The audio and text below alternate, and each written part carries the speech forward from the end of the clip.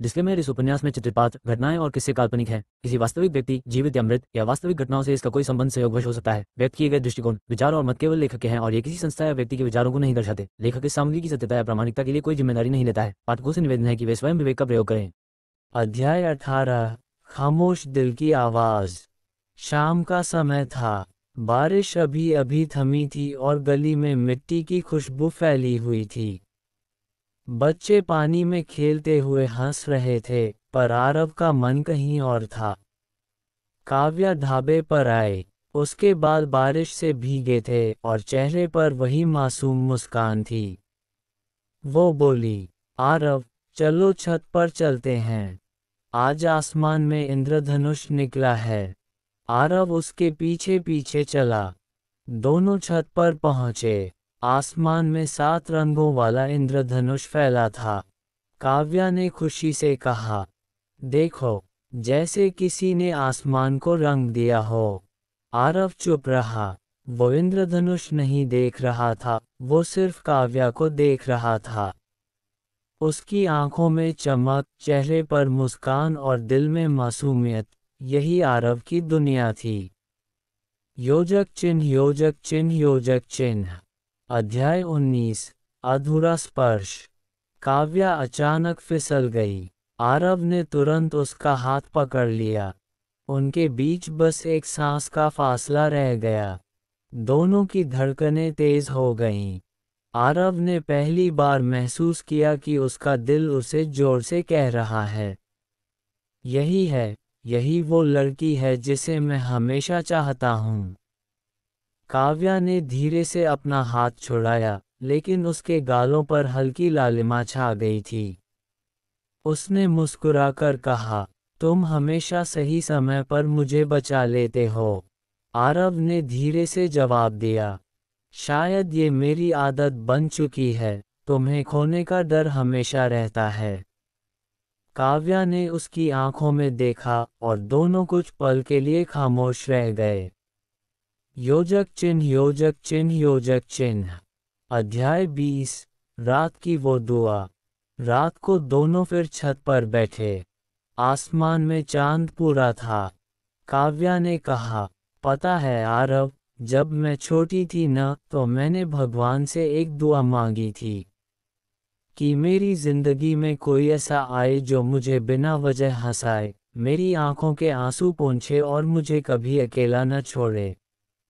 आरव की आंखें नम हो गईं। उसने धीरे से कहा, और अगर मैं कहूँ कि वो इंसान मैं हूँ। काव्या चौंकी। उसने देखा कि आरव की आंखों में कोई मजाक नहीं था, सिर्फ सच्चाई थी। योजक चिन्ह, योजक चिन्ह, योजक चिन्ह। अध्याय 21। पहला इजहार। हवा तेज चल रही थी। चांद की रोशनी उनके चेहरों पर पड़ रही थी। आरव ने कांपती आवाज में कहा, काव्या, मुझे नहीं पता जिंदगी मुझे कहाँ ले जाएगी। मुझे नहीं पता मैं कल कहाँ रहूँगा, किस हाल में रहूँगा। पर इतना जानता हूँ कि जब तुम साथ होती हो, तो हर दर्द छोटा लगने लगता है। शायद ये दोस्ती से ज्यादा है, शायद ये वही है जिसे लोग प्यार कहते हैं। काव्या की आंखों में आंसू आ गए। वो कुछ पल चुप रही, फिर धीरे से बोली, तुम्हें पता है आरव, मैं भी यही महसूस करती थी, पर डरती थी कि कहीं दोस्ती टूट न जाए। लेकिन अब लगता है, ये दोस्ती ही हमारी सबसे बड़ी ताकत है। उसने आरव का हाथ पकड़ लिया। हाँ आरव, मैं भी तुम्हें चाहती हूँ, हमेशा से। योजक चिन्ह, योजक चिन्ह, योजक चिन्ह। अध्याय 22। लम्हा जो ठहर गया। दोनों चुपचाप बैठे रहे। हवा, चांद और तारों ने उनकी खामोशी को शब्द दे दिए। आरव ने धीरे से कहा, काव्या, शायद मेरे पास तुम्हें देने के लिए कुछ नहीं है। न दौलत, न बड़ा घर, न गाड़ी। काव्या ने उसकी बात काट दी। मुझे बस तुम्हारा साथ चाहिए। बाकी सब सपने हम मिलकर पूरे कर लेंगे। उसकी बात सुनकर आरव का दिल भर आया। उसने पहली बार महसूस किया कि उसके पास भले ही करोड़ों की छुपी हुई दौलत हो, लेकिन असली अमीरी तो यही है, किसी का दिल जीत लेना। योजक चिन्ह योजक चिन्ह योजक चिन्ह। अध्याय 23। नई शुरुआत। अगले दिन से उनकी जिंदगी बदल गई। अब बच्चों को पढ़ाते समय भी दोनों की नज़रें एक दूसरे को ढूंढतीं। ढाबे पर चाय परोसते समय भी हल्की मुस्कान एक दूसरे के लिए होती। उनकी दोस्ती अब प्यार का रूप ले चुकी थी, लेकिन दोनों जानते थे कि ये सफ़र आसान नहीं होगा, क्योंकि दुनिया उन्हें ऐसे जीने नहीं देगी। आरव ने मन ही मन कसम खाई, चाहे मुझे अपने दुश्मनों से लड़ना पड़े, चाहे मुझे अपनी पहचान उजागर करनी पड़े, मैं काव्या को कभी अकेला नहीं छोड़ूंगा। अध्याय 24। प्यार और डर का संगम। मोहल्ले की रात हमेशा शोरगुल से भरी होती थी। कभी ढाबे से हंसी की आवाज़, कभी बच्चों की चीख पुकार, कभी रेडियो पर बजते पुराने गीत। लेकिन उस रात सब कुछ जैसे थम गया। आरव और काव्या दोनों छत पर बैठे थे। हवा में ठंडक थी और आसमान में बादल चांद को ढक छुप कर रहे थे। काव्या ने धीरे से कहा, आरव, कभी कभी लगता है ये पल सपनों जैसे हैं, पर डरती हूँ कहीं ये सपना टूट न जाए। आरव ने उसकी ओर देखा। उसकी आंखों में नमी थी। उसने काव्या का हाथ पकड़ लिया और कांपती आवाज में कहा, अगर ये सपना है तो मैं चाहता हूँ कि ये कभी खत्म न हो, और अगर सच है तो मैं इसे हमेशा के लिए सच बनाना चाहता हूँ। काव्या की आंखों से आंसू बह निकले। उसने पहली बार अपने दिल की सारी बंदिशें तोड़ दी और आरव के सीने से लग गई। उस लम्हे में मोहल्ले का शोर, आसमान का अंधेरा और दुनिया का हर डर जैसे गायब हो गया। सिर्फ दो धड़कनें थीं जो एक हो रही थीं। योजक चिन्ह योजक चिन्ह योजक चिन्ह। अध्याय 25। सपनों का शहर। कुछ दिन बाद काव्या ने आरव से कहा, चलो तुम्हें एक जगह ले चलती हूँ। वो दोनों गली के बच्चों को पढ़ाने के बाद पास की पहाड़ी पर गए। ऊपर से पूरा शहर दिखाई देता था। नीचे हजारों लाइटें चमक रही थीं, जैसे आसमान के तारे जमीन पर उतर आए हों। काव्या ने मुस्कुराकर कहा, देखो ये शहर कितना खूबसूरत है। कभी कभी सोचती हूँ अगर हमारी भी एक छोटी सी दुनिया हो जहाँ बस हम हो और हमारे बच्चे हों तो कैसा लगेगा। आरव उसकी बात सुनकर खो गया। वो जानता था कि उसके पास इतनी दौलत है कि वो काव्या को पूरी दुनिया दे सकता है, लेकिन साथ ही ये डर भी था कि अगर सच सामने आया तो उसकी यही मासूम ख्वाहिशें खतरे में पड़ जाएंगी। उसने धीरे से कहा, अगर तुम्हारा सपना है तो मैं उसे सच करने के लिए जिंदगी भर मेहनत करूंगा। काव्या ने हंसकर उसकी ओर देखा, तुम्हें मेहनत करने की ज़रूरत नहीं, तुम्हारा साथ ही मेरे लिए सबसे बड़ा सपना है। योजक चिन्ह योजक चिन्ह योजक चिन्ह। अध्याय 26। तूफान की आहट। उस रात काव्या घर लौटी तो उसने खिड़की से देखा, एक काली कार उसकी गली में खड़ी थी। कुछ लोग अंधेरे में खड़े थे, जैसे किसी की तलाश में हों। काव्या ने अनदेखा कर दिया, लेकिन उसका दिल बेचैन हो उठा। उसे लगा कि कोई अनहोनी आने वाली है। उधर आरव अपने कमरे में बैठा था। उसने पुरानी तस्वीर निकाली, अपने माता पिता की। तस्वीर को देखकर उसकी आंखें भर आईं। वो बुदबुदाया, पापा, मम्मी, काश आप दोनों मेरे साथ होते। मैं बहुत थक गया हूँ ये बोझ छुपाते छुपाते। विक्रम अंकल की बातें उसके कानों में गूंज रही थीं। तेरे पिता के दुश्मन तुझे मार डालेंगे अगर तू सामने आया। लेकिन उसके दिल की आवाज़ कुछ और कह रही थी, अगर काव्या मेरे साथ है तो मैं हर तूफान झेल सकता हूँ। योजक चिन्ह योजक चिन्ह योजक चिन्ह। अध्याय 27। पहला इम्तिहान। अगले दिन मोहल्ले में अचानक हलचल मच गई। कुछ अनजान लोग ढाबे पर आए और सीधे आरव को घूरने लगे। उनमें से एक ने मुस्कुराकर कहा, बेटा, चाय अच्छी बनाते हो। तुम्हारी शक्ल देखी हुई लगती है। क्या तुम्हारा कोई रिश्ता बड़े घरानों से है?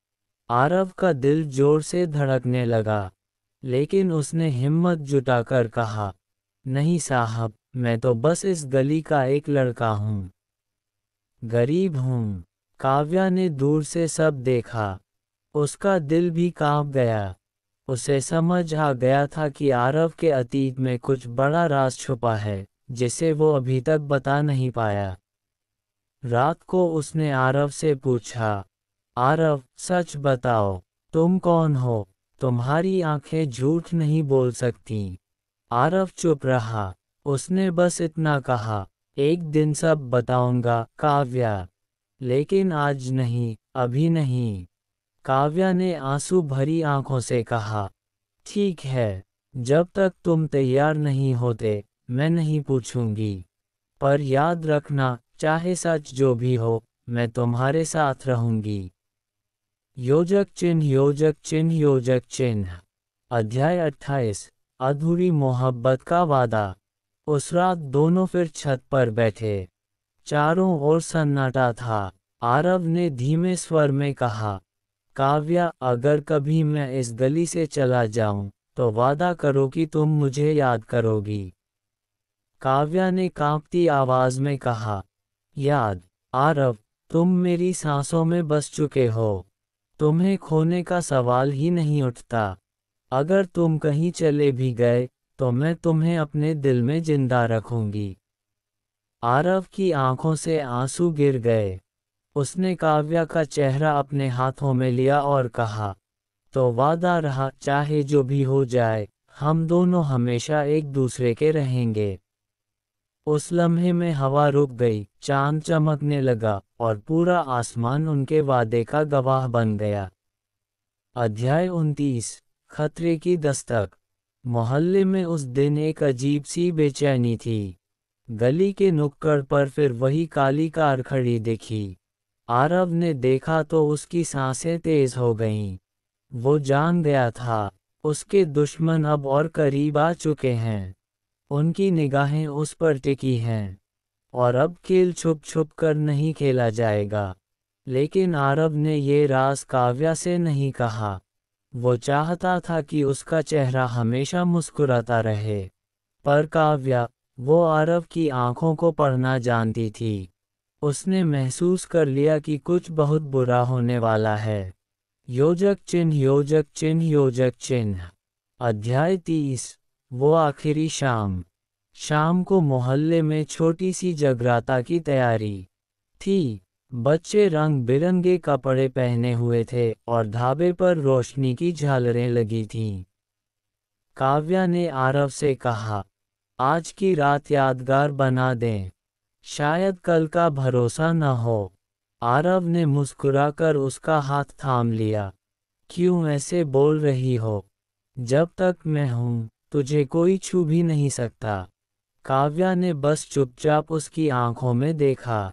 उस नज़र में इतना प्यार, इतना डर और इतना यकीन था कि आरव का दिल कांप गया। दोनों ने बच्चों के साथ नाचा, गाया और हंसी बांटी। लेकिन कहीं न कहीं दोनों के दिलों को ये एहसास था, ये रात शायद उनकी जिंदगी की आखिरी हंसी है।